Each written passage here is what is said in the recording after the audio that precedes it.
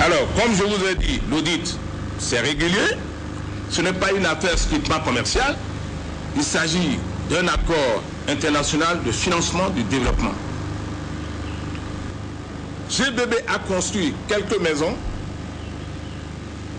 notamment 14 relevées par le rapport d'audit, mais les 14 attribués à des dirigeants de GBB.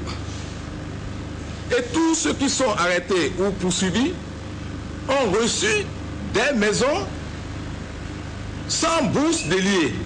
C'est-à-dire qu'ils ont reçu des maisons, ils ont payé 0 francs, ils en ont vendu certaines et ils ont mis dans le compte secret qui leur a permis de rembourser pendant un certain temps. Et quand l'audit a découvert ça, l'audit dit ça c'est des détournements parce que les maisons ont été détournées, attribuées sans être payées. Mais l'audit n'a pas dit qui, mais a établi la liste de tous ceux qui ont bénéficié des maisons. Vous verrez dans le rapport d'audit. Et parmi ceux qui ont bénéficié des maisons, le PCA en a eu 2. Le PDG en a eu 1. Un administrateur a eu 1 maison. Tout le reste, c'est des prêtres non de membres de leur église. Et qui habitent les maisons. Les 14 maisons.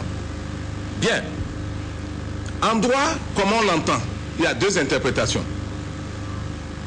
Ce qui est sûr, il y a eu détournement. On ne sait pas qui a détourné. Nous, on ne sait pas. Mais ce que nous savons que les dirigeants sociaux ont été au moins des receleurs de 4 maisons. Et ce délit de recel d'objets détournés n'a rien à voir avec la qualité de dirigeant social. C'est-à-dire que c'est peut-être quand on va chercher qui a détourné qu'on verra que c'est les dirigeants sociaux. Mais d'ores et déjà, nous savons que les receleurs de 4 maisons, c'est les dirigeants sociaux. C'est dans le rapport d'audit depuis 2 ans, ça n'a jamais été contesté. Ils ont reconnu les faits à Nairobi, ils ont